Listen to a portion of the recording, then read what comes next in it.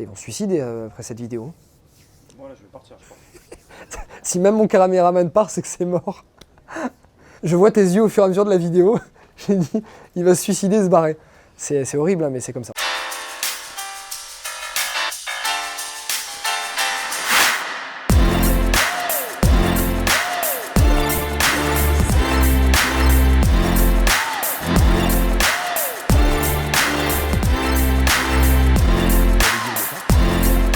Futur entier, salut à toi, c'est un plaisir comme d'habitude de te retrouver aujourd'hui dans cette toute nouvelle vidéo. Encore une fois, je te la refais pas, on est toujours à Bali.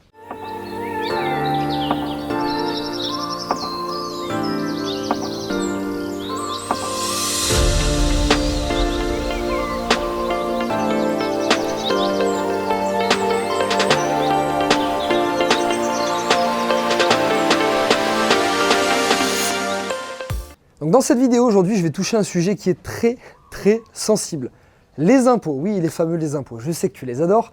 Le but de cette vidéo, c'est de calculer sur une opération moyenne combien est-ce qu'on va payer d'impôts pendant toute la durée de vie d'un appartement à partir du moment où tu l'as acheté, les loyers que tu vas en récupérer et le jour où malheureusement tu décèdes et tu veux le transmettre à tes enfants, combien d'impôts tu vas payer au total sur cette opération. Bon, je te préviens, âme sensible, s'abstenir. Il y a des chances qu'après cette vidéo, tu décides de tout couper, fermer ton ordinateur et prendre un billet pour partir très loin de la France ou de mettre un gilet jaune pour tout casser. Bon, un peu d'humour, mais de toute façon, il vaut mieux en rire qu'en pleurer. Donc l'idée de cette vidéo, c'est de te montrer combien d'impôts tu vas payer pendant toute la durée de vie de détention d'un bien et surtout, si tu n'optimises pas ta fiscalité pour te montrer l'impact que ça va avoir et à quel point la fiscalité est importante et qu'elle doit être maîtrisée. Donc ce qu'on va faire, c'est qu'on va prendre un cas standard, très simple, le plus commun, on va dire ce qui rentre dans la moyenne pour que ça corresponde au maximum de monde. Et en fait, avant, moi, je travaillais en gestion de patrimoine, donc j'ai rencontré plus de 1500 clients et étudié leur situation. Donc si tu veux, j'ai réussi à faire une moyenne et de voir quels sont les cas qu'on croise le plus souvent. Alors évidemment, cette vidéo va être théorique parce qu'il y a des milliers de paramètres à prendre en compte, mais le but, c'est que tu comprennes comment ça fonctionne et pas d'aller s'arracher les cheveux avec 1 million de paramètres, une vidéo qui fasse 8 heures et que tu n'arrives pas à suivre. Donc déjà, dans un premier temps, on va partir du point de vue qu'il n'y aura pas d'évolution fiscale pendant les 30 ans ou 40 ans où tu vas détenir ton bien. On est d'accord, ça n'arrivera pas. Nous sommes en France, il y aura des évolutions fiscales. On va partir du point de vue qu'il n'y aura pas d'évolution de loyer. On va partir du point de vue que tout reste dans la même situation pour que ça soit le plus simple possible à calculer. Donc on va prendre un exemple commun. Le cas d'un couple qui gagne 4 000 € par mois, à deux. Ils ont un enfant, ils ont 30 ans et ils décident d'acheter un appartement qu'ils achètent 100 000 €. Ils vont mettre 20 000 € de travaux dedans et cet appartement vaudra 140 000 € une fois qu'ils auront fini les travaux. Disons que cet appartement, ils vont le garder de leurs 30 ans jusqu'à leurs 80 ans, imaginons le moment où ils vont mourir, et ils vont pouvoir léguer l'appartement à ce moment-là à 80 ans. Donc ils vont garder l'appartement pendant 50 ans. Donc là, on est dans le cas d'un couple qui veut faire un investissement locatif, ils achètent un studio où ils ont 30 ans, ils veulent préparer leur retraite, ils gardent le studio pendant toute leur vie, et le jour où malheureusement ils décèdent, le studio est redonné, transmis à leurs héritiers, donc leurs enfants. Donc c'est parti, on va démarrer par un exemple très concret. Je vais t'afficher les calculs juste ici. Moi je vais les lire juste ici en dessous pour que je n'oublie pas tous les calculs et que je les fasse un par un. Donc on a dit 100 000 € d'achat. Là-dessus, il va y avoir des frais de notaire de 8 000 € qui vont être payés. Ensuite, il va y avoir 20 000 € de travaux. Là-dessus, je vais prendre une TVA entre 5,5 et 10%. Pourquoi ? Parce que ça va être une rénovation. Suivant les postes de rénovation, la TVA va changer entre 5,5 et 10%, suivant le type de travaux qui vont être faits. Donc on va dire 7,5 de TVA pour prendre vraiment une moyenne. Donc ça nous fait 1 395 € de TVA. Ensuite, il va y avoir une taxe foncière de 30 000 € qui va être payée pendant toute la durée de vie du bien. Un loyer de 650 € par mois qu'ils vont encaisser, puisqu'on est d'accord, cet appartement, ils vont le mettre en location. Donc ils vont récupérer 650 € par mois, charge comprise de cet appartement. Pour l'impôt, vu la situation du couple, on devrait être dans une tranche à 14%. Donc si tu ne connais pas les TMI, tranches marginales d'imposition, en gros comment fonctionne l'impôt sur le revenu, je t'invite à aller voir cette vidéo où j'explique comment ça fonctionne. Tu regardes cette vidéo, tu coupes celle-ci, tu reviendras à celle-ci ensuite et tu comprendras ce dont je te parle. Donc là aujourd'hui, le couple, 2 000 € par mois chacun, donc 4 000 € à deux, un enfant, ils sont dans une tranche à 14%, TMI 14%. Leurs revenus vont forcément augmenter, un jour ils vont passer dans la tranche à 30%, peut-être encore plus, on ne sait jamais suivant leur carrière. Mais aujourd'hui, on est à 14%. Donc ce qu'on va faire, c'est qu'on va prendre un taux moyen d'imposition à 22%.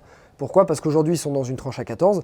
Petit à petit, leurs revenus vont augmenter. Un jour, les enfants vont partir de la maison, donc il y aura moins de parts dans le foyer fiscal. J'espère que tu as été voir l'autre vidéo, sinon tu vas pas suivre ce que je te dis. Et donc voilà, on a pris un taux moyen d'imposition à 22%, comme s'il existait une tranche à 22 pour que ça soit le plus correct possible, on va dire, sur la durée de vie de l'appartement. Donc ce qui va se passer, c'est quand ce couple va encaisser ce loyer, donc il va y avoir un loyer imposable également, ils vont payer d'une part leur TMI, tranche marginale d'imposition. Là, en l'occurrence, j'ai pris 22% parce que, comme je te l'ai dit, on a fait une moyenne. Et ils vont également payer des prélèvements sociaux qui sont aujourd'hui à 17,2%. Je te le reprécise, les prélèvements sociaux, c'est un impôt qui était à la base provisoire, qui a été instauré en 1991, qui était de 1,1% à l'époque, et qui n'a fait qu'augmenter. Donc les chances, dans les 50 prochaines années, que ce taux reste à 17,2, ils sont vraiment, vraiment impossibles. J'allais dire minimes, mais non, ils sont vraiment impossibles. Donc ce taux va augmenter. Donc même en partant sur un taux d'impôt qui est très faible, puisqu'à mon avis, il va encore augmenter, vu que les évolutions fiscales vont de pire en pire. Cette vidéo n'est pas faite pour que tu te suicides, hein, crois-moi. Non, pas du tout. C'est juste un constat vraiment réel.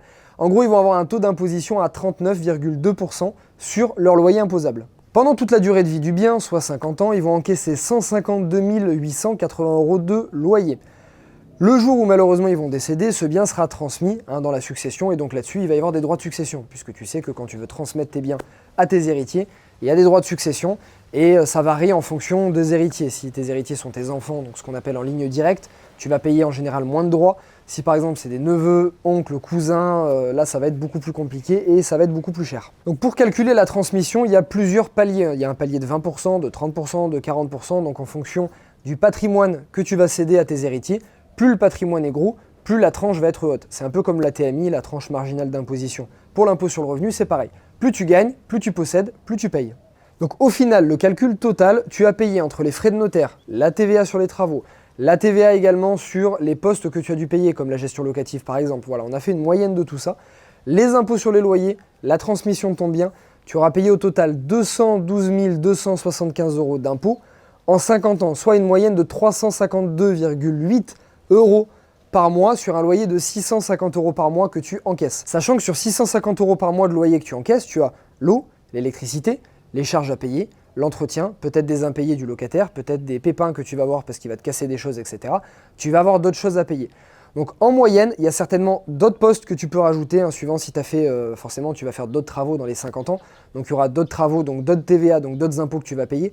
Mais en partant sur ce schéma le plus simple possible pour que ça soit compréhensible à comprendre, tu vas quand même payer 212 275 € d'impôts en 50 ans sur un bien que tu as acheté 100 000 €. Donc au final, qu'est-ce que tu auras accumulé comme patrimoine entre le bien immobilier que tu as acheté et les loyers nets que tu as encaissés? C'est très simple. Avec l'appartement que tu as acheté, tu vas accumuler 140 000 € de patrimoine. On est d'accord, 100 000 € d'achat, 20 000 € de travaux et on a dit que ton appartement valait 140 000 € à la fin. On est d'accord, j'ai pris à chiffre constant, ça veut dire pas d'évolution fiscale, pas d'évolution de loyer, pas d'évolution du marché immobilier, pas d'évolution de taxes foncières, aucune évolution. Imaginons que les chiffres ne bougent pas et restent pareils pour que ça soit le plus simple et le plus compréhensible pour toi. Donc tu as donc accumulé 140 000 € de patrimoine immobilier, ton bien immobilier, plus 100 € par mois en moyenne de bénéfices nets sur tes loyers encaissés, c'est ce que je t'ai calculé tout à l'heure, sur 50 ans. Au total, qu'est-ce que ça donne? Tu vas accumuler un patrimoine net de 200 000 € tout rond. La valeur de ton appartement plus les loyers nets encaissés sur une période de 50 ans. Je suis désolé, mais j'ai le regret de te dire que l'État a encaissé 212 265 €.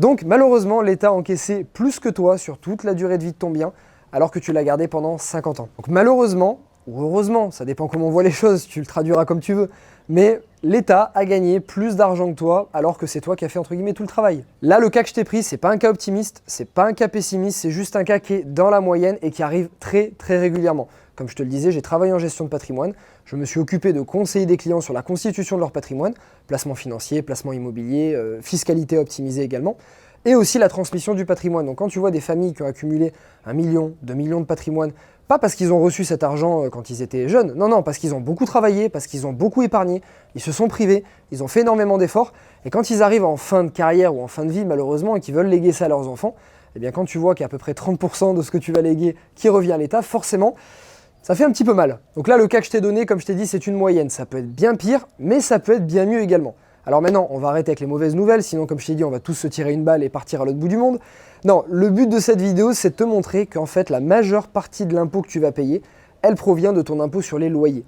Et ça tombe bien parce que cet impôt, on peut vraiment jouer dessus. Il y a énormément de conseils et de choses que tu peux faire pour le réduire un maximum, voire ne pas en payer pendant toute la durée de vie de ton bien. La succession également, il y a beaucoup de choses à prévoir et à optimiser, mais je ne vais pas le faire là, sinon la vidéo va durer 8 heures. C'est pas le but, mais il y a vraiment des choses intéressantes à faire sur cet aspect.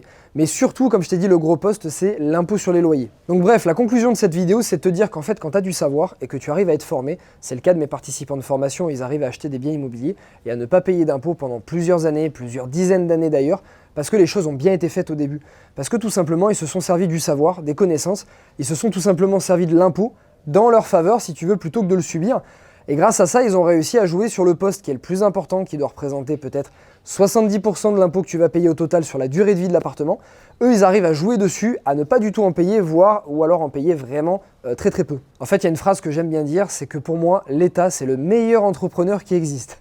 Pourquoi ? Parce qu'il arrive très bien à déléguer, à te faire travailler sans te le demander et il gagne de l'argent là-dessus. Bravo, c'est le meilleur entrepreneur qui existe. Donc la prochaine fois qu'une personne te dira « Ah mais t'achètes de l'immobilier ?» Mais en fait, mais t'es riche, mais t'es sale capitaliste ou grand méchant. Tu pourras lui dire, justement, en achetant de l'immobilier, regarde toutes les taxes que je génère, toutes les personnes que j'arrive à faire travailler, toutes les taxes que je paye. Je contribue aux impôts, forcément, donc je contribue à payer les routes, les hôpitaux, les écoles, les fonctionnaires. Bref, je contribue à faire tourner l'économie, à faire tourner mon pays et aussi à contribuer à aider aux personnes qui ont beaucoup moins de moyens. À mon avis, ça devrait le calmer. Donc tu lui montreras ce calcul et tu lui demanderas qui est le plus égoïste, le capitaliste qui achète des appartements ou celui qui reste devant la télé. Donc futur entier, j'espère que tu as apprécié cette vidéo qui change de d'habitude, mais c'est un calcul qui était très sympa et que j'avais envie de te montrer. Le but de cette vidéo, comme je t'ai dit, c'est pas que tu coupes tout et que tu partes à l'étranger. Ça peut être une solution, mais c'est pas le but.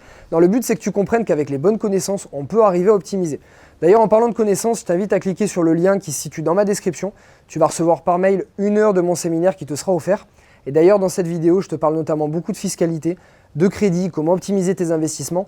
Et à partir de ce moment-là, tu vas commencer à comprendre qu'est-ce que ça veut dire de mettre les lois à ton service et de mettre la fiscalité à ton service pour payer moins d'impôts.